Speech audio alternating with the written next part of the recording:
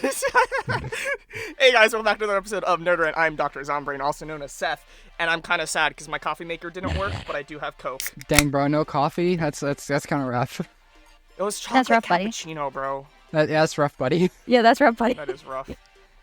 Anyway, And who I are am you? Who's this JJ, other person I aka hear? Junior Wolf. This is Nerd Rant, and we have a special guest today. Go ahead and introduce yourself however you like. Hi? Solid choice. Actually, now I'm curious. When was the last time we had a guest on? Because we had one or two guests. It was Timothy, wasn't it? Was it? That's right, Timothy? I forgot about Timothy. I was gonna go back to the Minecon one with Karina, but it was Timothy. For the Which was phones. still a while the phones ago. and the episode that was supposed to be phones. That was great. Yep. Anyways, this is Lexi. She's joining us today for our special topic because she is a connoisseur of the topic, which I have not stated yet because, haha, big reveal. Exactly. JJ, it was April 29th. Oh my gosh. It was literally a year ago, bro. Well, what are we talking about today, guys? I don't know. That's kind of rough to figure out. I'm hilarious. What So aren't we funny. talking about? No. Avatar The Last Airbender. Definitely. The Avatar franchise. Yeah, and Let's go. Korra's included. Don't forget Korra. That's why I said franchise. Everyone else does. Why can't... Sorry. That's fair. Anyway. So why are we doing this right now? Well, in case you don't listen to any other episodes of our podcast, Cough Cough, I Know Who You Are, right now in Fortnite, there's a Korra collab. I don't think that's why we're doing No, that, no, though. let me explain. Right now in Fortnite, there is a Korra collab, and because there is a Korra collab, we finally, put as priority one me watching Avatar for the first time. And With so no coercion at 20 all. years later. we binged through Avatar 21. and Korra in a month and a half. I'm pretty sure it only took us 3 weeks. Dang, 3 weeks. Okay. So yeah, I just watched all of that for the first time, and I now have thoughts that we can all talk about. And seeing as Lexi's the person I watched through it with, and she is a huge fan of the franchise, knows a lot about it, we decided why not have her join. I should also probably specify, she is my girlfriend. I am indeed, and I Yeah. fear the fact that you are talking me up, because this is when I won't shine. Nah, you're gonna do great.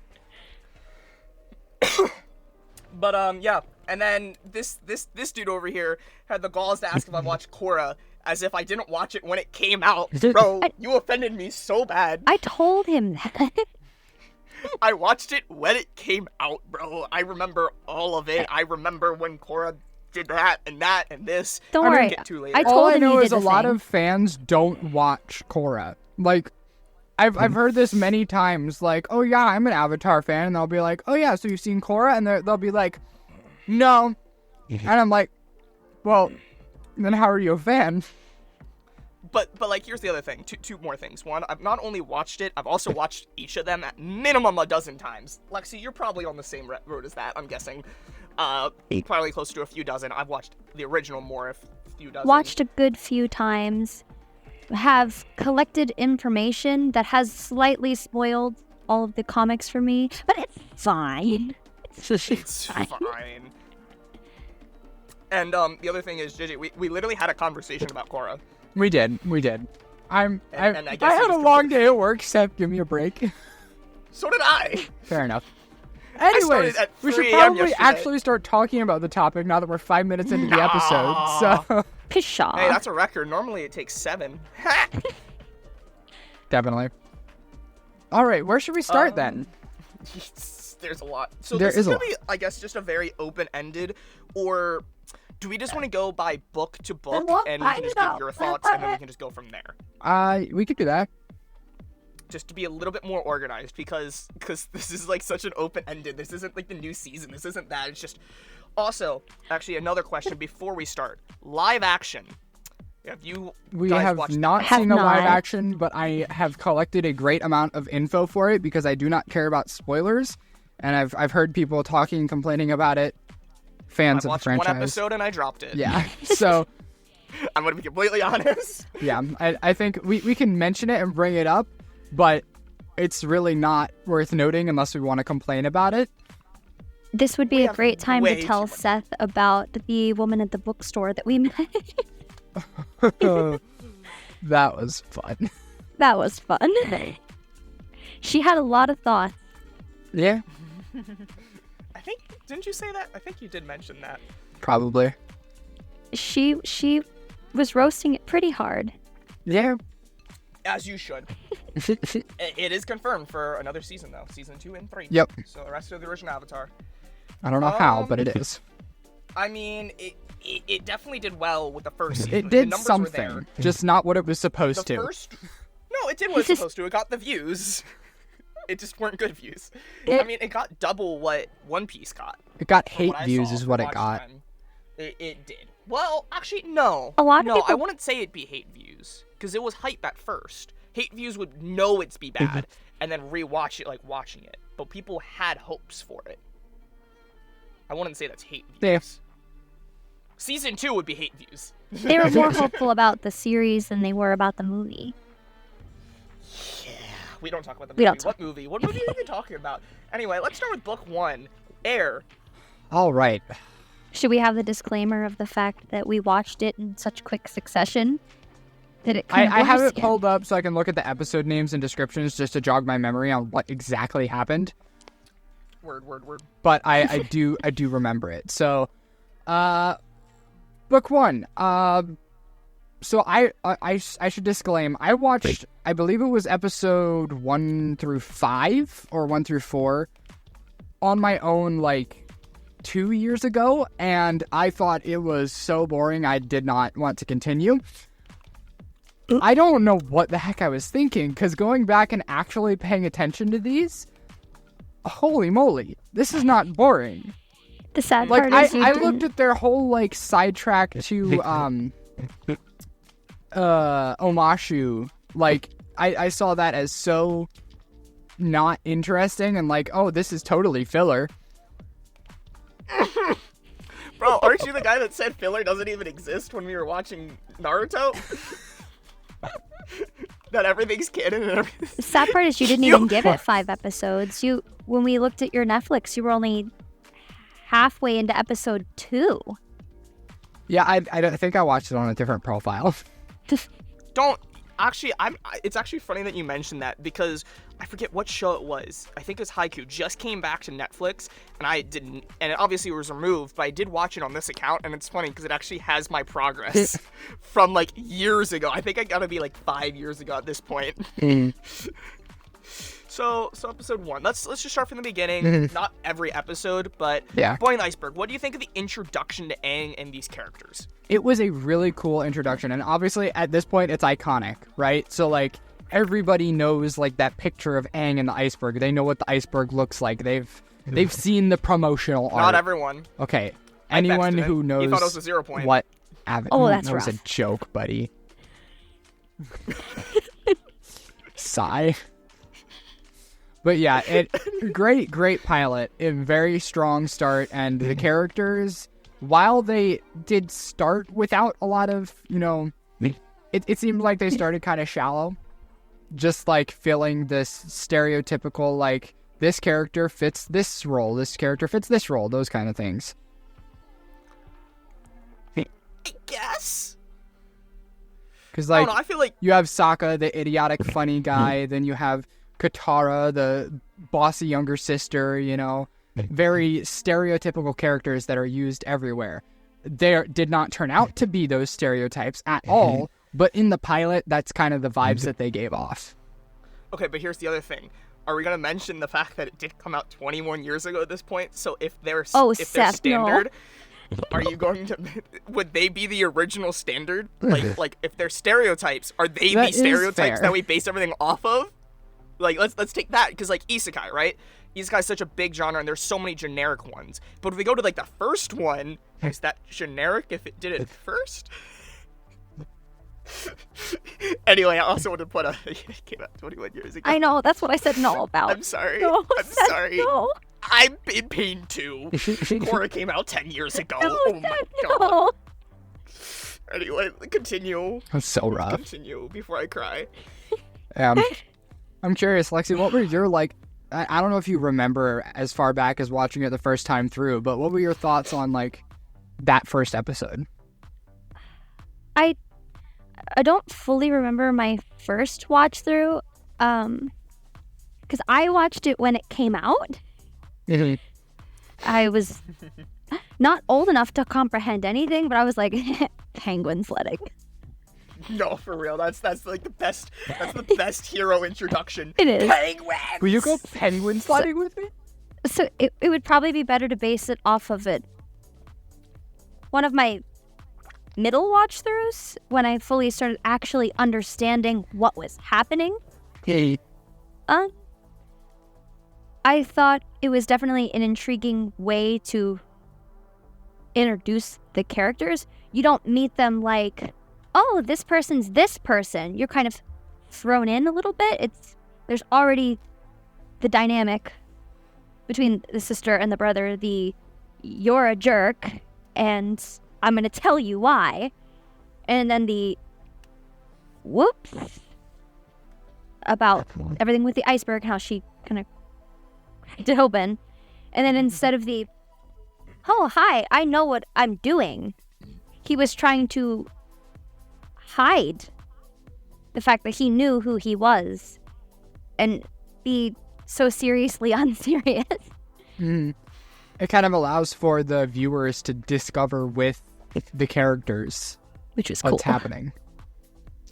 So obviously live action came out, and I'm not specifically live action, but with the live action, that's going to bring a lot more traction, and because of that, I've seen a lot more just in general Avatar stuff on Twitter. Like, I didn't even specify, like, try going into it. I'm just naturally seeing more Avatar stuff, but now that I'm interacting, I'm seeing more and more. And one thing that I absolutely love is right there, like, that whole part, and the connection with the Avatar state and Korra, and we could talk a little bit more about that when we get to Korra, but just kind of how they're opposites, right? Like, we look at the beginning of Korra, we look at the beginning of Avatar, and Aang's very, like, shy, whereas Korra's very confident at the beginning, and she has to learn to take control, whereas Aang has to, like, man up a little bit. Yeah, they're meant to be opposites of each other. And I saw another theory just, like, with the Avatar state. They're just supposed to... The next Avatar will have what the previous Avatar really lacked.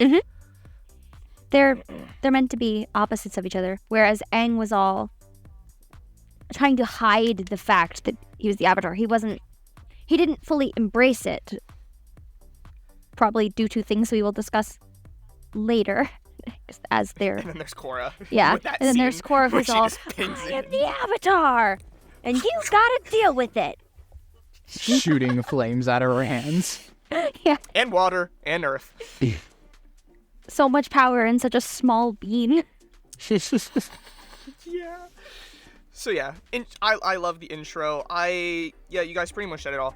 But like I said, I really just like the shyness. Like, you know, just kind of like, because it really builds up, and it's not just like so in your face. It builds up to almost the discovery of the character, and that's one reason why I didn't like the live action so much, and I almost dropped it right away, because I knew it was gonna have really bad pacing issues like that, where it's just like there's no build up. Like, when we actually learn like how strong and who the Avatar is, it's just here. So I really like that build up, that yes, we know he's an Avatar, but it takes like an episode or two to really see what the Avatar can do. We kind of learn with Aang what all it means. Yeah. Yeah. And then episode 2, let's talk about this character, and then we are already 15 minutes. Yes. So you know the character I'm talking about, right? Zuko. Episode 2? Zuko! Zuko. He's probably my favorite, I'm gonna be honest. He's awesome. Zuko's Zuko's great. Yep. He's Rest in peace, Zuko's so eye. whiny in the beginning, but oh my gosh, does he have the greatest character arc? He dies. But he's missing out. He missed out on that one adventure, and we'll talk about that adventure when we get to that book. But yeah, no, I just love Zuko. I just love again, like, just his character development, especially. Okay, I lie. No, my favorite character is Iroh. I'm gonna be completely honest. Favorite character is Everybody Iroh. loves Iroh. Everyone loves Iroh.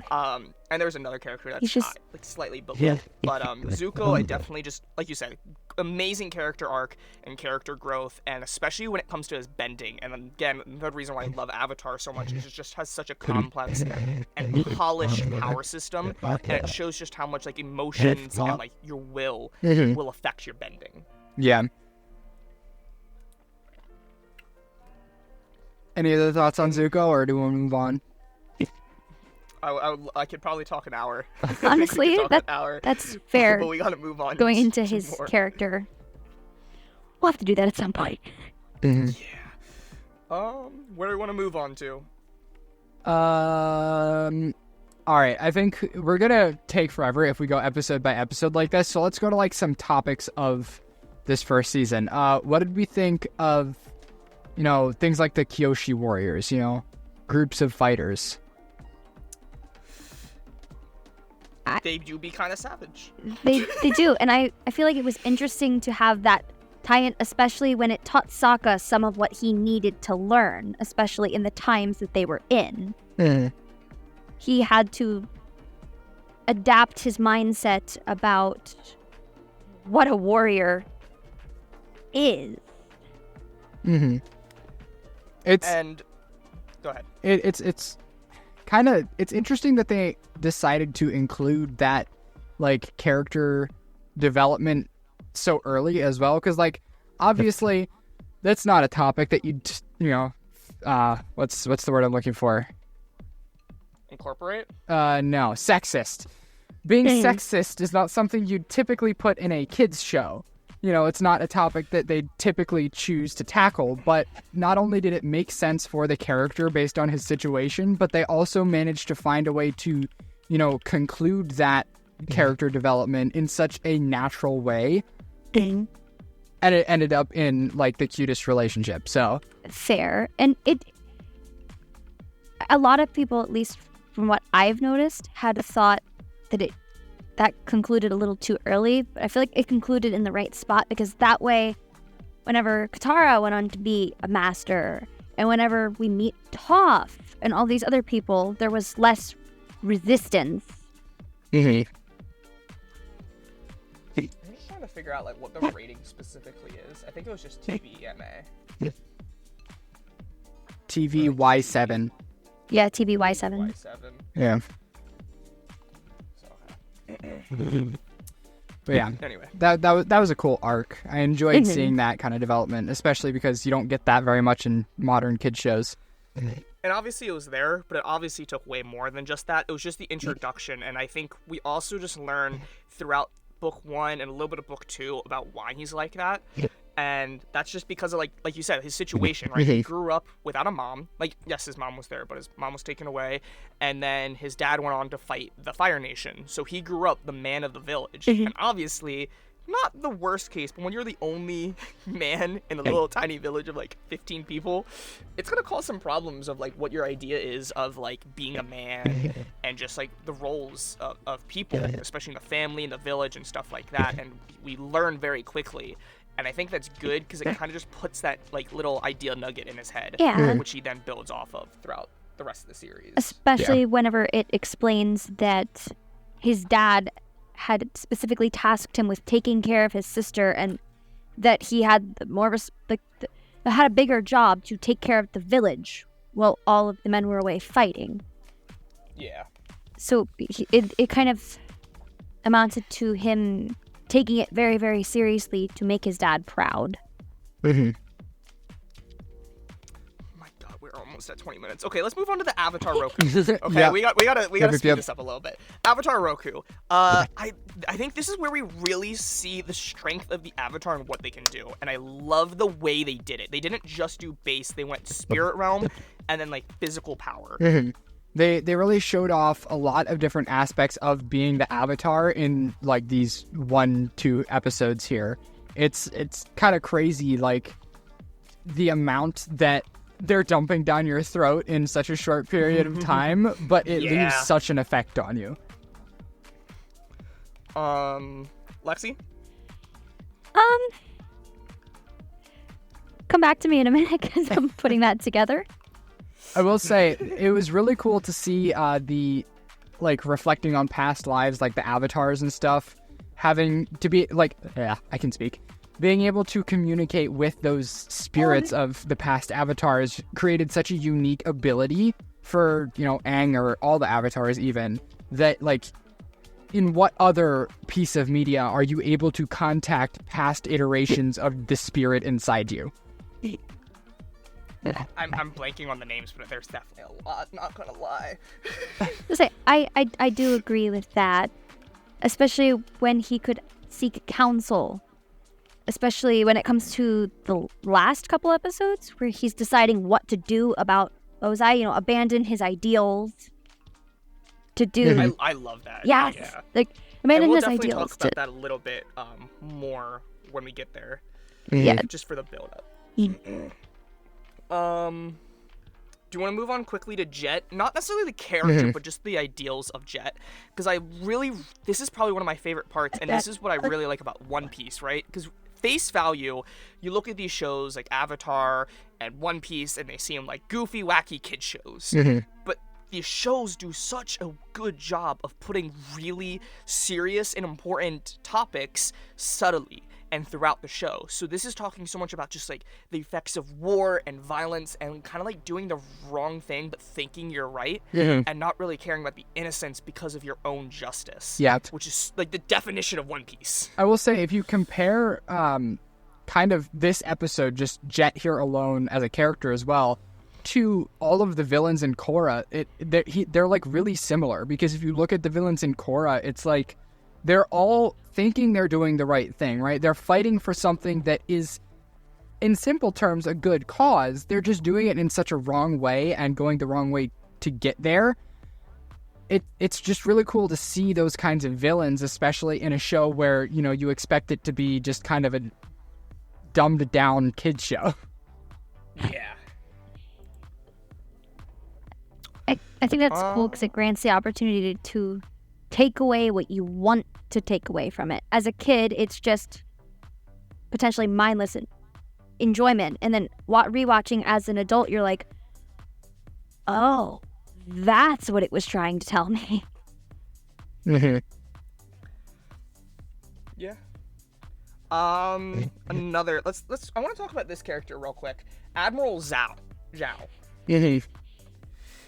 What I think this is, again, just such a cool part, and why I love Zuko, and just how much it really dives and polishes its power system and its emotions, and we see that here where he purely fights just with ferocity, and that causes his ending to be so unpredictable, uncontrollable.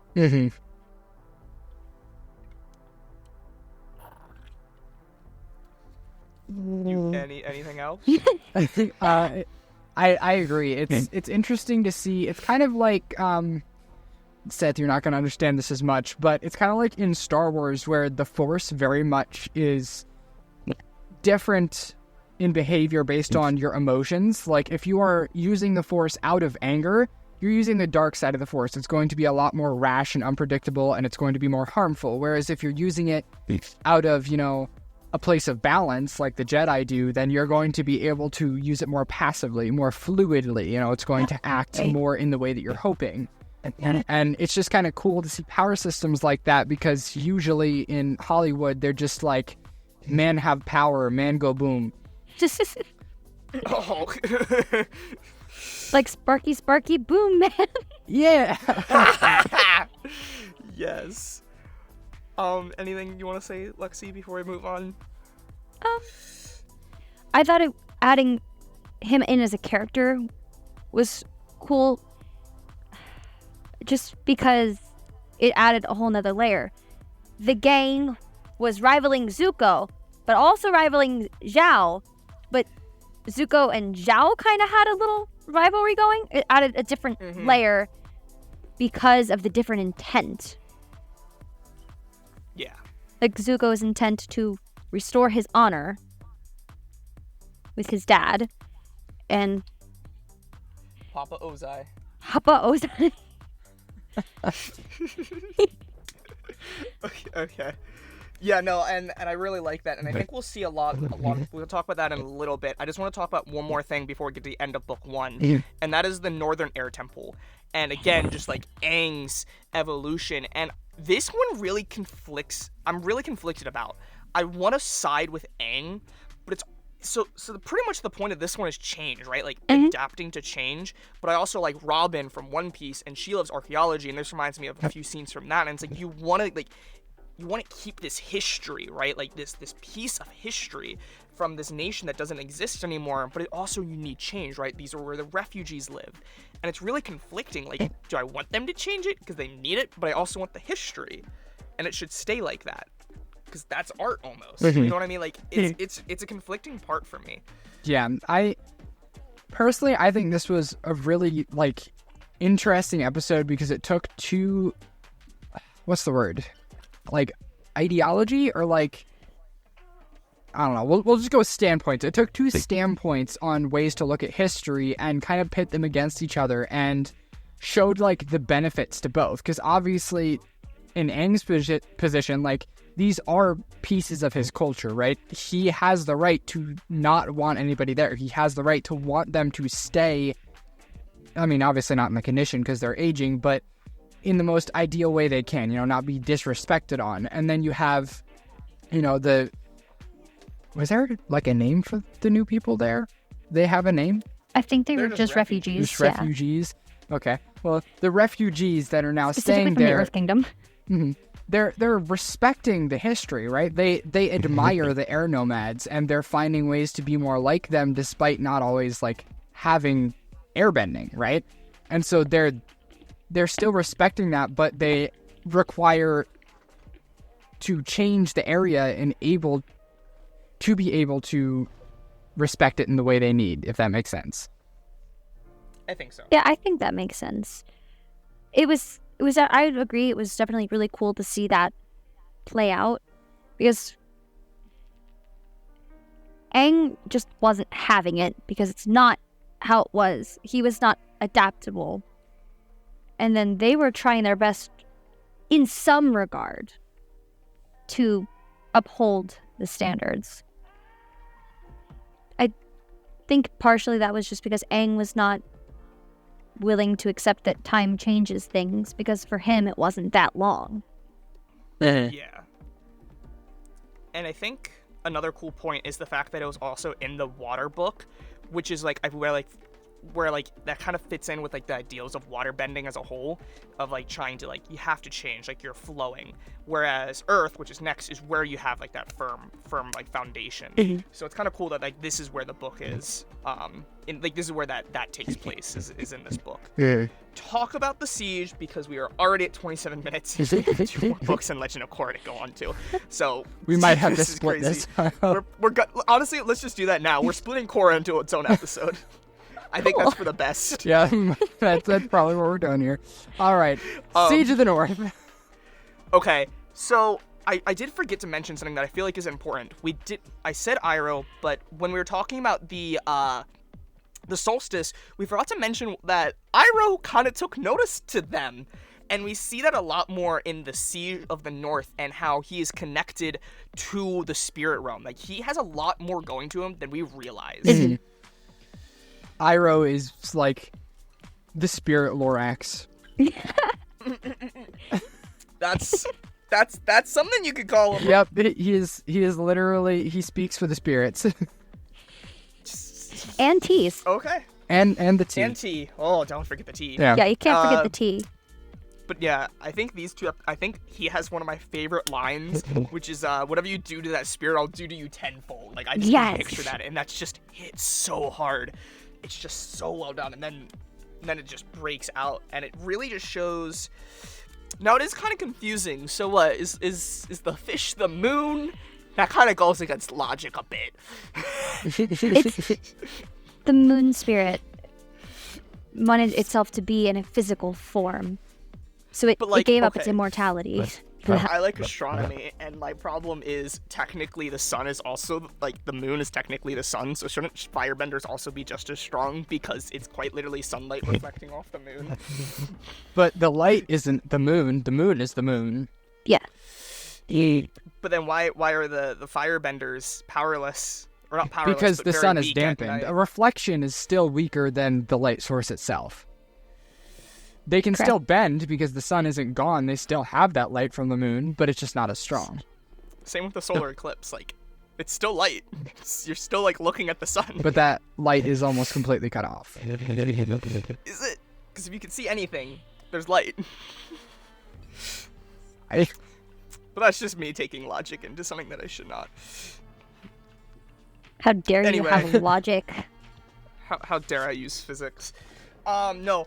Yeah, so love this episode. I love this whole spirit thing, and I also really like the conflicting thoughts of Zuko in this one as well. We're really seeing the start of Zuko really battling with himself, which we saw that already with the blue spirit, but we see that a little bit more here. yeah. Anything else, or book 2? For time's sake, we should probably hop to book 2. Agreed. Book There's much 2. more to say, but probably for time's Yeah, sake. guys, like, we can easily talk about, like, probably each episode for, like, an hour. Yeah. Wait, we didn't really touch on Princess Yue, though, and what happened there. That's true. I don't want to cry, though. There will be tears. Cool sacrifice. Here, I should say this because I said this on our watch through. I think, I felt like the relationship there was forced. I feel like her and Zuko did not feel natural in terms of their arc because they just didn't draw it out enough. It was like within 1 to 2 episodes, and obviously they can only portion like maybe 5 minutes tops in that episode towards the two of them. So I feel like in all 10 minutes of screen time for this relationship that is supposed to have meant like the world to Zuko, it just, or not Sokka. Zuko, Sokka. Why did I say Zuko? To Because Sokka. Zuko. That's what I meant. To Sokka. right. It just didn't, Why are you it didn't feel natural. And so while watching through this, it didn't have like, I didn't have as much sympathy for the character when she made her sacrifice, just because I feel like that emotion that they were trying to portray was being forced on us. But without her, he wouldn't say she turned into the moon. That's fair. Honestly, No. I think Go ahead. that in a way, she was kind of invested into Sokka because he represented freedom.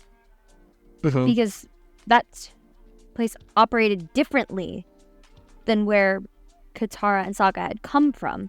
There was betrothal necklaces, and they chose who your betrothed was. So there was a lack of freedom there. Yeah, I mean, that's fair. I just I think, like what you're saying, because I feel like another thing we didn't point out is like the fact that yes, they're both water nation, like they're both part of the water tribe. They're very different cultures. 'Cause Very. We see that with Katara trying to learn water bending, but women don't learn that. No, women in the only s- get in to the learn northern. healing. They only learn the healing. So right there is kind of like what she is drawn to is that connection, not that connection, but that different ideology and that freedom, like you said.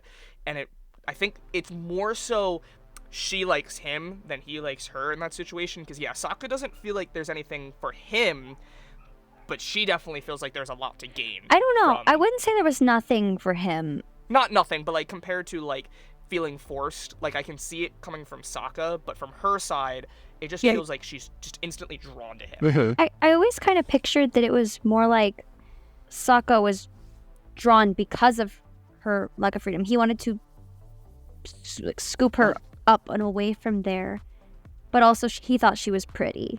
We can't forget. Yeah, she was pretty. She was pretty.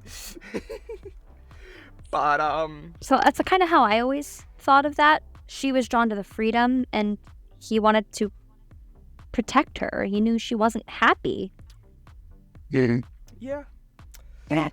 But Earth. Yep. Book 2. Book 2, Earth. All right. It started with the Avatar state. This was when they were the general, right? Trying to learn the Avatar state. Is that where it started? I Book think 2? so. Yes, I'm gonna say I, that. I think so. So we kind of see and learn, and this kind of foreshadows to the end of the season with it being more of a defensive thing than an offensive thing sometimes. That it is like a survival instinct built into the Avatar. because he's just trying to protect his woman. Yeah. Yeah. Yeah. And like I said, I think it's just cool because it's gonna build into the end of the season. Mhm. You know. We'll get there in a minute. Thoughts on King Boomy? Awesome. Boomy. He's great. Yeah. He's a little goof nugget. He's a little crazy. Yeah. Doobie. Cave of Two Lovers. My favorite episode. Secret tunnel. Secret tunnel. Okay. Enough of Secret Tunnel, because we could just sing that, and then that takes up 5 minutes of precious time. This is taking up that also precious time. Anyway, I have one question. Lexi, you probably know what I'm going to refer to, because we both know the answer. Oh, no. Do they kiss? I will say that Mae Whitman did confirm in an interview that is what happened. No. She did. No. She did. Nope. I think there is zero evidence to point to that they did not kiss. Maybe the heavily fact that we implied. did not see them kiss, their faces are exactly the same distance apart when the lights come back on. The fact that the lights don't turn on when they kiss, like that's not the cause of the lights turning on. So the lights turning on is... The darkness. The darkness is No. what turns the lights on. The lack of light, not the kiss. And also, outside of the cave after the episode, don't you think they would have been a little bit more awkward or wanted to talk about it or something? And Aang didn't blush or anything. He didn't look nervous. And you think somebody who had a crush on her for that long would have acted a little bit timid at least. It's Katara is the one that looks at him and blushes because she felt a spark in that cave for the first time. I think again, the ideology, like from the beginning, like we see that she cares about him. She cares about him, bit, but she never thought lot. of him in a romantic way until that moment, whereas Aang has this she was entire scared time. because he was 112. Sorry. Okay, I'll leave it with this. I said this on our watch through because we had this conversation as well, but We did. I don't think, in terms of the fact that this show explains everything in great detail and removes all, like, suspicion of one way or the other, while I'd like to believe that they kissed there because that was a romantic moment, it just wouldn't make sense in terms of the character arcs and story-wise, based on, like, the details that come afterward. To that, I'd like to raise you your thoughts on season 4 of Korra. Yeah. We'll get there next episode. You guys are gonna have to wait a bit. Sorry. Blame Lexi. Anyway, we are now 40 minutes in, and we are at episode what do you 2 guys think of season the swamp? Not necessarily the episode, just like the place. I don't care too much for the place. I think what I care more so about is the premise, and this is kind of where we learn a little bit more about the power systems and how they're sub-bending, right? There's more than just earth and water. There is, like, this sub-bending of, like, Combustion. Yes, it's through that main thing, but combustion has not happened yet. But yes. It's an example. And this is the introduction, right? I'm pretty sure we didn't see anything like that in season 1 or before this. Introduction of, like, sub-bending, which is, like, the plants, right? Bending the water in the plants. Yeah. It was a really cool, place to take bending, and obviously it blooms out from there even in this series and into Korra. But I think just this swamp as a place is intriguing because the spirits are in the vines, right? Like, the spirits are connected to the vines, just like we learn later on more so. But it's just a really cool, like, the whole, like, mother tree in the center, and the fact that the rest of the swamp is literally just the roots of one tree. Like, that's pretty awesome. It's just one tree. Just one little tiny tree. Yeah. Yeah, no. Cool. But then we get into one of my favorite characters. Who's that, Lexi? Are you referring to Toph? The blind bandit! The pebble feels conflicted about hurting them. Yeah, no, I Toph and Iroh are top 2 for me. Honestly, Yeah. I understand that. And With a large margin. Large difference between 1, 2, and 3. I liked the swamp as a place too, by the way, especially when you do get to see more of its significance, and I hate to say this, I hate to say it, in Korra, it's kind of astounding in a way to see how much spiritual energy is there. Mhm. And I loved the drawback between the two. You know, them being sucked in by the vines, and then it happening again in Korra. Mhm. Very wise words. Definitely. Anyways, Like this one wise guy. No, I'm just kidding. What happens next? The one wise guy. Who is that wise guy? Wan Shintong, the man who knows a spirit that knows 1,000 things. Is that what it was? Spirit that knows 1,000 things. Gesundheit? That's what he called himself, right? I am the great Wan Shintong. Spirit that knows 1,000. I'm pretty sure that's what he introduces himself as. I can almost guarantee something along those lines. Are you referring The owl. to... So the library. Yeah, library. Give me a minute, I'm buffering.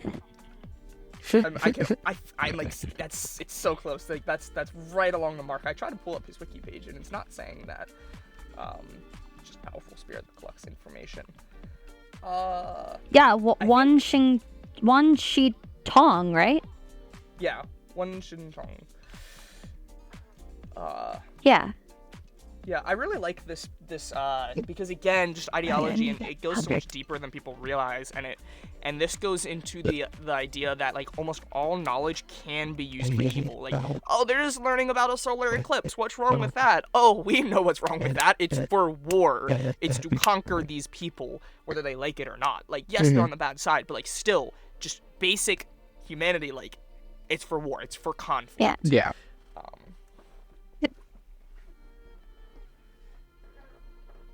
Do you want to talk about that or continue? Like I'm giving us a point to go off of, and then you guys can bounce off of it. But then you're just leaving me hanging. Like I can keep talking, but there's 3 people here. You guys thoughts? I'm just trying to give us a path to go down here. I'm just trying not to say too much. Because that You're takes. the guest. You can speak more. Blasphemy. I thought the whole concept of the library was awesome, collecting all of that information and giving them something to go off of. And I did like that with all of that information at your fingertips, it's kind of showing that, one, it's not super hard to acquire this information, but it's more what you do with this information that matters. It kind of explains that intent matters, much like with bending. It matters. Mm-hmm. I passed the torch. Someone else talk now. Anything else, JJ, you want to mention about the library quickly? Because then we can get on to that great city, the immovable wall. Yeah, I think we can just hop forward. Trump. I didn't have any big thoughts. Okay. Ba Sing Se.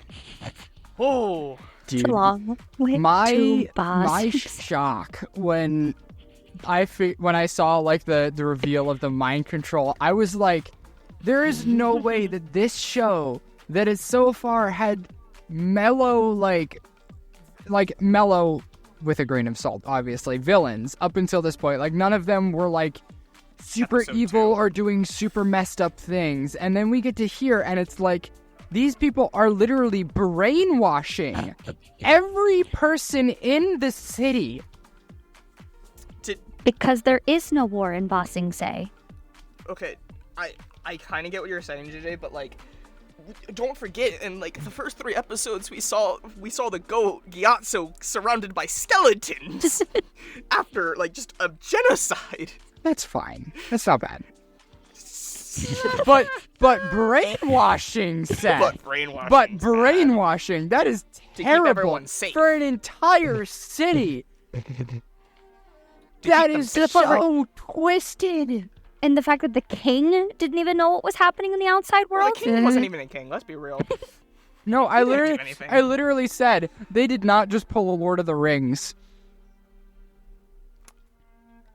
with the king. He did. I can confirm. Hold up. So do you remember that, Zap? Where the king is he's like in a weird trance thing, and it's actually the advisor who's like manipulating and controlling everyone. That's what I said. The king didn't do nothing. Yeah. I don't even think he was in a trance though. Okay, well it was. I think he was just vibing. I think he was just there. Yeah. He was just there. That's very fair. But yeah, that it was such a cool twist, and I freaking loved that whole plot line in Ba Sing Se. That was great. Lexi, do you want to start the quick little chat about Appa? I was just During this thinking. Because that hurt. That hurt really so hurt. bad. Such a cute episode. Leave. Bye. Be gone. I don't blame him Do anymore. not disrespect Appa. But okay, can we just talk about for a minute the fact that we know that Toph was uncomfortable in the whole situation because the sand meant that she couldn't see, as we all know with her seismic sense, she couldn't see with the sand. She felt what was happening to the library. The library was sinking. So she kind of had to choose in that scenario what to do, how powerless she felt. And then our poor baby Appa just gets taken away. Which I think to this day, Aang still doesn't know everything that happened to him, right? Like we know as viewers, but like as Aang, he doesn't know any of that happened. He didn't realize he was like captured. Like we realized he was captured, but not to like the circus. You know, burnt, attacked, chased, days without sleeping, was in multiple battles. Like he doesn't realize he went through any of that. But then we got the goats, the Kyoshi warriors. Yeah, I think it's also sad that Aang probably, unless it came up at a way later time, he wasn't able to be comforted with the information that we were, that at one point in time he did cross paths with Suki and the Kyoshi warriors. Someone was looking after him, at least for a little while. We, as viewers, got to be comforted by that. That, okay, he had something to eat, he was washed, he was taken care of. Yeah. That he wasn't just completely on his own the entire time. But the gang didn't get that. Yeah. So a little call forward to Legend of Korra, but also like a fan theory, and just the importance of who Appa is to Aang. So in Legend of Korra, we learn about the first Avatar, right? We learn about like where Avatar the One come from, Avatar One, but more specifically how the Airbenders were able to fly. And this is more of a fan theory that the reason that they can't fly, that in order to fly, you cannot have anything like bound to this earth, right? And the reason airbenders can't do that anymore is because their connection was to their bison, and that's why they can't fly. So the reason he cannot like fully master like airbending technically, like without like flying and like fully being with it, is because he has that earthly connection to Appa. And to point that out even more, at the end when he's conflicted about killing Fire Lord Ozai, that's done a lot of bad things, he was not conflicted about killing those sandbenders when he lost his boy Appa, because it is quite literally like a part of him. Like it is more, and I think it's also just the history, right? Because it's also the only one of the few things that he knows from his original time. I would say for Aang, it was definitely Appa, but we can't forget Katara as well, because call forward to later in the series, in order to get all of his chi unblocked and be able to master the Avatar state, he would have had to get rid of all of his worldly tethers, and he couldn't do that because he saw Katara. Yeah, I guess that kind of disproves Appa though, because then not all of his worldly tethers would have been gone if he still held on to Appa, right? I think it's a little different because it's like a rite of passage. It's like a cultural thing versus just general love. But I also don't think it's because he stopped at Katara and he didn't continue to Appa. We don't know if there was anything else. He just knew he couldn't give up Katara, and we also saw the vision of him seeing her, and then that's where it ended. Because that was his first thought. Not to mention the Guru knew about Appa. Yeah. So he's like, you're good. I mean, You got good chi. Chi good. it is well established, though, that in the, air culture, that you get a bison, the bison chooses you. So it's more likely that Katara was just his first thought, his instinct, rather than Appa. Which we can go more about that theory, but let's talk about the ending, and then we have 10 minutes to talk about the book 3. Yeah. Ending. Lightning! Whoa, that was crazy. Yeah. And call back to, it being passive, right? The beginning, it was passive, and now he is in a defensive state, and that is when he is also at his most vulnerable. And he kind of got knocked out. Just to the a little point where bit. He grew hair. I did kind of want to call out this, because I called it out in our original watch through as well. When Uncle Iroh goes to get Aang's help to find Zuko, he went right to their front door. He knew where they were in the city this entire time. Well, Zuko was like, "Where's the Avatar? I must find the Avatar." And he didn't tell him anything. Frothing at the mouth. Where's the Avatar? Door was. It's because he pulled a bleach. He took all the spiritual ropes out of everyone, and the Avatar's just different colored, so it was able to pull that and find where he was. But wait, can we just stop for a minute and spotlight on the fact that everyone else was like, "No, not him. He's the enemy," and Toph was like, "Oh my gosh, it's my friend."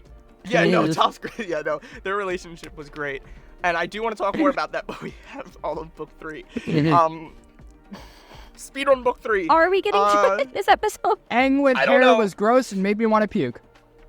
I didn't mind it. It's just kind of a thing. However, I loved, again, just the talk of the headband, and I don't know if you realize this, but the fact that he put it upside down, because it makes it look more like his arrow and than the fire. It's upside down Fire Nation symbol. It was cool. Yeah. Looked awesome. Okay. One of my favorite parts, and JJ, you will never guess why it's my favorite part. Sokka's master. You'll never guess why that's my favorite, can you? Bruh. Dude, that's a better space sword than Star Wars has. I'm gonna go hide while this conversation takes place. Just kidding. No, just kidding. No. It was great, and I think it was really important before the end for Sokka to have that kind of arc. To really just find something that makes him, especially after he lost Boomerang. Or no, he didn't lose Boomerang. That's all he had. Yeah. He didn't like being only Boomerang guy. Yeah. Against Combustion Boom Boom guy. This was definitely Sparky Boom Boom Man, thank you. Yes. This was definitely a good episode to kind of, round out Sokka as a character, because obviously his character's not done. There's still more to happen, but it definitely made it feel like he got more, satisfaction out of the journey, because he found more of himself through this, sword lessons. Yeah. I liked the beach because it's very, I wish we had more and better forms of meeting the villains. So I felt like this is a good way to kind of meet their relationships and everything. And we see Zuko's relationship with Mai, and we'll talk about that in a minute. I thought it was cool to see the slight vulnerability from Azula with the, my own mother thought I was a monster. And then the brief pause, and then she was right, of course, but it still hurt. Yeah. Okay, David Lock's son. Eclipse did not go well. Yeah, okay. Western Air Temple. And where do we go from there? The dragons. Let's talk about the dragons real quick. Awesome. I mean, obviously, I think you can't not have dragons, because you have, all of the animals that represent the different bending types, and I feel like if they actually, fully killed off all the dragons, that would have been very disappointing and a missed opportunity. So I'm glad dragons are alive. at the very All least. because of Iroh. Gotta The love Dragon of the West. the integrity there. Dragon. Good old Iroh. But I loved them showing why he's the Dragon of the West. Did I ever tell you? It's like, yeah, no, that was great. Yeah, no, the firebending, and like I said earlier, like this is also, so we had Sokka's arc where he turned into sword guy instead of boomerang guy. Yeah. Zuko learned where the true energy of fire is its life energy. It's not violence, it's not like viciousness, it's not anger. It is the energy that fuels our world, and that makes sense, right? Because look at the way the ecosystem goes. It starts from plants, which get their energy from the sun. It is quite literally the starting point of life. Yeah. It's beautiful. And it's rainbow. It was really cool rainbow of fire. Very Yes. much so. And then we got to all the cool trips, except for Toph. That's what I was saying earlier. Poor Toph did not get Yeah, her no, journey. I love this. She I got was like- rejected chat. therapy session. I called it as I was like seeing it. I was like, this is really weird how there's like just enough episodes left for Zuko to go on a journey with each of them individually, and then it comes around and it's like, oh, I guess Toph doesn't get one. No. She got a And rejected she therapy did. session. She did. It was not a very good one, though, when they were Again. looking for Aang. Rejected therapy session. Exactly. Boiling Rock, I love that, like, and that's where we see the relationship with Zuko and Mai. And I thought, I don't know, I kind of sensed this, but I was kind of taken aback, not by Mai, but Ty Lee going against Azula. See, Like, I not wasn't. fully taken aback. Not fully taken back. Like, I'm like, you can sense it, and I did feel it, but I'm just like, wow, she acted now. I mean, I get it. It's in that scenario. She was more bound to Azula at that point by fear. She and Mai Yeah, were that's good friends, and seeing how quickly Azula was just casting Mai to the side was, I guess, I always pictured it as more of an eye opener for Ty Lee. I mean, that's what Mai said too. It's like you made a miscalculation. I love him more than I fear you. And I think that's just such a good, again, ideology and stuff. It's like, and being a ruler and a king and whatever, it's the fact that you cannot rule by fear. That only lasts so long. It was And definitely Ty a Lee- really cool kind of twist to not only, sideline the two characters that aren't evil, they're just, working for the evil character. It's a good way to kind of set them aside for use later, but it was also a good way to kind of push Azula over the edge that last Yeah. time. It sent her into the Azula that we got to see at the end. Because at that point, she ahead. was thinking if she couldn't trust those two, she wasn't going to trust anybody else. So then there's Yeah. the paranoia and the anger. It was a mega spiral. But first, the play. Really? I'm gonna be very disappointed if in season 2 of the live action it is not a big buff man. It better be Dwayne has Rock to be. Johnson or some crap. Like I want a big buff dude Yes. playing Toph. If not, I'm gonna be mad. Anyway, Shosen's comment. We have 2.5 minutes. Let's go. Dude, such a good finale. Like, they tied up everything so well in terms of character relationships, in terms of the overarching story. It was so cool. And obviously the whole, taking his bending away, I feel like that was such a good, a good way to still keep, Aang's ideals in there, as well as still managing to take away, the tyrannical leader that was Ozai. It was a very symbolic ending, right? Like, it wasn't just by violence, because that's the other thing. Like, even if he did kill him, which he deserved, it's just gonna start violence. It's like, well, the Fire Nation died, and after he killed, it's just gonna end a cycle. So I really like when he does stuff like that. Not just specifically, just in general, when it ends the cycle. I think that's such a good thing that we need to talk about. And imagine just his strength for being able to pull himself out of the Avatar cycle, and out of our Avatar state, and we all know that if he hadn't, it would not have ended that way. It was his own let's see what moral everyone said. integrity. Yeah. Yeah, that's what everyone said, right? Like, every Avatar was like, just kill him. Like, here's how I kill my dude. Yeah. Even the Airbender. No. Even the Airbender's like, death. You do not matter. Kill. But But yeah, I also liked the fight with Zuko, and it shows just how strong Iroh is, and why Zuko is just such an interesting character, and why Iroh's so strong is the fact that it's not just firebending, but he takes all his techniques from other cultures, like the other bending styles, and we see that in his fight. Like, he does so many moves that the other people of the Avatar gang does. I mean, one, I guess, prevalent use of this that we see is the lightning redirection. He utilizes waterbending technique for that. When he started, he like slashed down with his fire, just like Aang does with his air. And there's definitely an earth. I just can't think of it. Maybe was it like the sensing? Did he use that? I don't know. But yeah, no, he uses a lot. I thought that was really well done. And then obviously the spiral that Azula went down, that was like, that was really well done. It was so Like, that was not so cringy. It's not like out of nowhere. Like, you can really tell. And like you said, like with May, like the Boiling Rock episode, that's where it really like she cracked. Like, she finally snapped. That vulnerability was there. And most of her vulnerability was with those two. Seeing just how like out of control she was at the end, like they had her tied up with chains and she's literally trying to fire at them while thrashing around. Like that shows how literally psychotic she is at that point. And I kind of feel bad, and sadly we were very much out of time, but I do really want to read the comics because I know they go dive deep a little bit into her and finding their mother and like all that kind of stuff in one of them. And because she's so, it's kind of sad, like what she went through. Like, it's just because of family situations. Zuko had Iroh, she had her dad, which was not a good role model.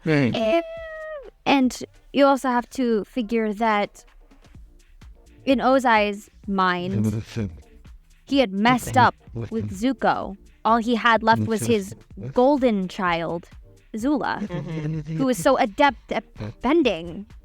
So young and so quickly, all of the pressure kind of fell on her because to him, Zuko was weak. Yeah. Anyways. So, good ending. Yes. We're gonna have we have a few technically Avatar episodes. We're gonna have Korra. There's another one like you mentioned at the beginning. Fortnite's gonna have an update, so we'll do that in a week or two as well. So make sure you subscribe, hit the bell to be notified when we do more of these, so you can hear about Avatar, Fortnite, video games, consoles, all the fun stuff from the Superior Nerd Rant. And join the Discord to be, so you can kind of vibe with us, chat about the episodes, and theorize about Avatar if you want. And thanks again, Lexi, for joining. Absolutely. Thank you for having me. It was amazing to have you. Oh wait, hold up. I'm so sorry. We have to mention one more thing before we end. That there is no Warren Bossing say. No. What do you think about cabbages? We didn't mention cabbages once. And with that, thank you all for watching and listening or whatever you're doing. Bye. Peace.